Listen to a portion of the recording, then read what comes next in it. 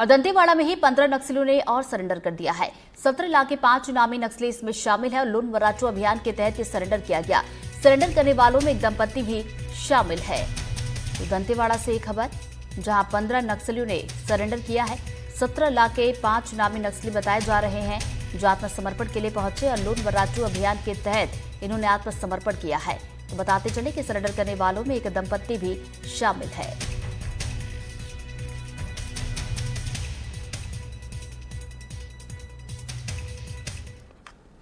सुरक्षा बलों के ऑपरेशन से नक्सलियों में घबराहट है। इसका उदाहरण आपके सामने है। 3 तस्वीरें आपको दिखाएंगे।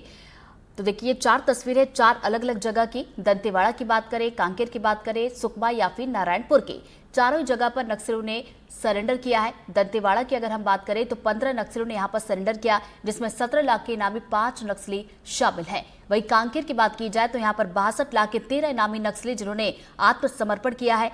इसके अलावा नारायणपुर में 8 नक्सलियों ने आत्मसमर्पण कर दिया, जिन पर कुल 33 लाख रुपए का इनाम घोषित था।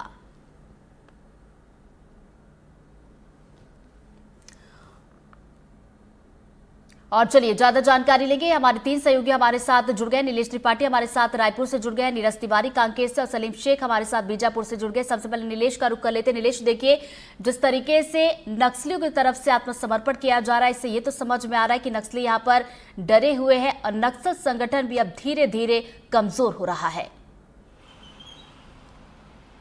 बिल्कुल, देखिए जो ये सरेंडर्ड हुए हैं उसमें नक्सली डरे हुए हैं से ज़्यादा जरूरी बात यह है कि नक्सली प्रभावित हो रहे हैं सरकार की योजनाओं से, क्योंकि लगातार जो सरेंडर्ड हो रहे हैं, बड़ी संख्या में सरेंडर हो रहे हैं। तो जो डर है, एक स्वाभाविक सी बात है कि वो डर रहेगा ही, क्योंकि जब भी मुठभेड़ हो रही है तो अब ज़्यादा नुकसान नक्सलियों को हो रहा है, मारे जा रहे हैं और बड़े कैडर भी मारे जा रहे हैं। तो इससे ये बिल्कुल तय है कि उनके मन में एक इस बात का भय जरूर होगा कि अगर हथियार से लड़ाई लड़ेंगे तो फिर मारे जाने का खतरा ज़्यादा है। ऐसे में उसके बाद और दूसरी जो सरकार की योजना है वो इतनी लुभावनी योजना है, सरेंडर नीति जो नई बनाई गई है, इतनी लुभावनी सरेंडर नीति है कि इससे जो भी व्यक्ति अपना भविष्य बेहतर करने के हिसाब से काम करना चाहेगा उसके लिए बड़े बड़े विकल्प हैं। चाहे जैसे जो सरेंडर नक्सली कर रहे हैं उनको एक अमाउंट, जो फिक्स अमाउंट है वो तो दिया ही जा रहा है। इसके अलावा उनके रहने खाने, उनके रोजगार की व्यवस्था, उनकी सुरक्षा की व्यवस्था, सारी व्यवस्थाओं का जिम्मेवारी लेने की बात सरकार कह रही है। और वो लगातार ये कह रही है कि आप सरेंडर हथियार छोड़कर आइए और उसके बाद आपकी चिंता सरकार करेगी कि सरकार आपको रहने की व्यवस्था के लिए घर की व्यवस्था कराएगी, वो भी उस जगह पर जहां पर आप चाहते हैं। ऐसा नहीं है कि आप पहले हम देखते रहे हैं कि जब सरेंडर होता था तो नक्सली के लिए जो सरेंडर नक्सली रहते थे उनके पास ऑप्शन सीमित रहते थे कि वो कहाँ जाकर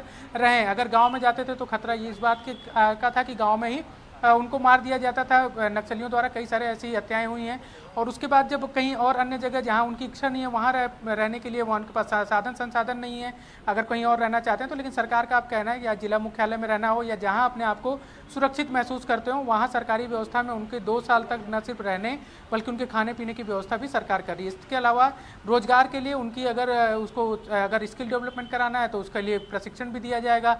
अगर वो काबिल हैं तो नौकरी की व्यवस्था भी उनकी काबिलियत के आधार पर जिस विभाग में चाहेंगे जरूरत के आधार पर रखा जाएगा। ये भी एक ऑप्शन दिया जा रहा है और इसके अलावा तमाम अन्य ऑप्शन खोल के रखे गए हैं। इससे साफ है कि नक्सली अब जो है वो सरेंडर नीति से भी प्रभावित हो रहे हैं। डर के साथ साथ एक जो प्रभाव आ रहा है वो सरेंडर नीति का भी है, जिसका फायदा लेने की कोशिश की जा रही है। और यही एक कारण है कि आज के सरेंडर की बात करें तो बस्तर में जो सबसे ज्यादा प्रभावित जिले हैं 7 में से 5, उन 5 जिलों में आज सरेंडर हुआ है। उसमें भी सबसे ज्यादा प्रभावित बीजापुर में 25 के आसपास सरेंडर हुआ है, सुकमा में सरेंडर हुआ, नारायणपुर में सरेंडर हुआ, कांकेर में हुआ, दंतेवाड़ा में हुआ। सिर्फ कोंडागांव और बस्तर जिले को अगर संभाग से हटा दिया जाए तो बाकी 5 जो जिले हैं उसमें बड़े पैमाने पर आज सरेंडर हुआ है। उसमें बड़े कैडर भी हैं, बड़ी संख्या में भी हैं। लेकिन इसमें एक बड़ा सवाल ये भी है कि कितने सरेंडर नक्सली हथियार के साथ किए हैं, वो डिटेल अभी तक नहीं आ पाई है। वो डिटेल भी अपने आप में मायने रखती है, क्योंकि हथियार छोड़ना और हथियार छोड़कर आना दोनों भी अब सवाल खड़ा करता है कि अगर हथियार के साथ सरेंडर किए हैं तब तो बहुत अच्छी बात है, लेकिन अगर हथियार वो छोड़कर ही आए हैं तो भी एक सवाल खड़ा होता है कि आखिर वो हथियार के साथ सरेंडर क्यों नहीं करना चाहते। तो चलिए इसी का जवाब हम ढूंढने की कोशिश करेंगे। नीरज का रुख कर लेते। नीरज, देखिए कांकेर की बात की जाए तो कांकेर भी नक्सल प्रभावित क्षेत्र में आता है। यहाँ पर भी नक्सलियों की तरफ से आत्मसमर्पण किया गया, जैसा कि जिक्र नीलेश की तरफ से किया जा रहा था कि बड़ा सवाल ये है कि वो हथियार छोड़कर आत्मसमर्पण कर रहे हैं या फिर हथियार के साथ कर रहे हैं। कांकेर में जो आत्मसमर्पण हुए उसमें क्या सामने आया? क्या हथियार के साथ आत्मसमर्पण किया गया या फिर हथियार को छोड़कर?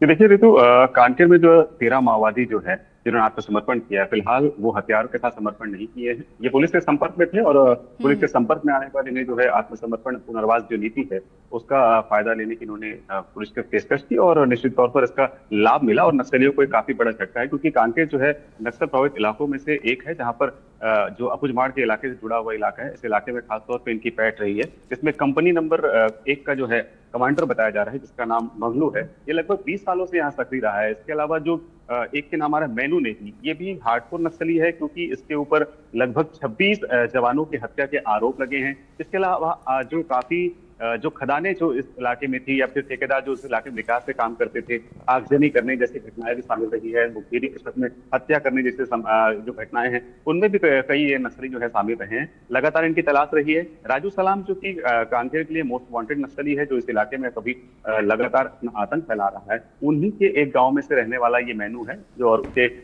गाँव का बताया जा रहा है, जिसने अब आत्मसमर्पण किया है और ये रिश्तेदार भी है उसका। तो निश्चित तौर पर पुलिस की यही नीति है कि लगातार नक्सलियों से जो है मुख्य धारा से जुड़े नक्सली आत्मसमर्पण करें और सरकार को इसका सरकार की जो लाभ चल रही है, जो योजना चल रही है, उसका इनको लाभ मिले। और यही लाभ जो है मिलता हुआ नजर आ रहा है और बड़ी संख्या माओवादी आत्मसमर्पण कर रहे हैं। पुलिस अधीक्षक ने यह भी कहा कि आने वाले समय में और नक्सली जो है आत्मसमर्पण करेंगे। बिल्कुल, जो पॉलिसी लाई गई है उसका लाभ भी यहाँ पर दिखाई दे रहा है, जिसकी वजह से हम देख रहे हैं कि नक्सली बड़ी संख्या में आत्मसमर्पण भी करे। सलीम का रुख कर लेते हैं। सलीम, सुकमा की अगर बात की जाए तो यहाँ पर भी 5 नक्सलियों ने आत्मसमर्पण किया है और बड़ी बात जिसका कि हम बातचीत भी कर रहे थे कि नक्सली आत्मसमर्पण कर रहे हैं, जिसमें दंपत्ति भी है, महिला नक्सली भी बड़ी संख्या में अब आत्मसमर्पण कर रही है।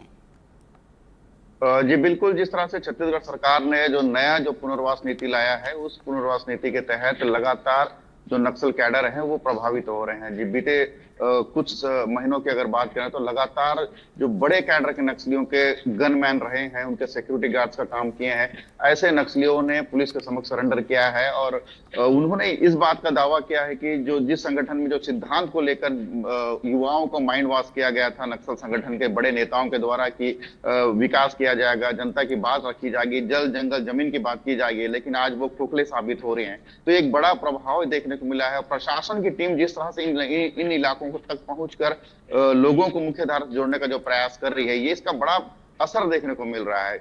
आज जो युवा हैं जो कभी नक्सलवाद के साए में थे और आज प्रशासन के जो जिस तरह से जो योजनाएं चलाई जा रही है, इससे प्रभावित होकर लगातार समर्पण कर रहे हैं और पुलिस प्रशासन के संपर्क में है। तो एक बड़ा बदलाव देखने को मिल रहा है। जिस तरह से खास करके माओवादी संगठन का सबसे बड़ा जो रीढ़ की हड्डी कहा जा सकता है, जो युवा थे, वो युवा आज पुलिस के साथ काम करने को तैयार है। विकास के नाम पर जिस तरह से जो 40 सालों से जो धोखा दिया जा रहा था, इसको अब युवा समझ गए हैं। यही कारण है कि अब लगातार समर्पण कर रहे हैं। सरकार की जो नीति है, जो सरेंडर नीति है, इसका लाभ उठाने के लिए लगातार ये पुलिस के संपर्क में आ रहे हैं।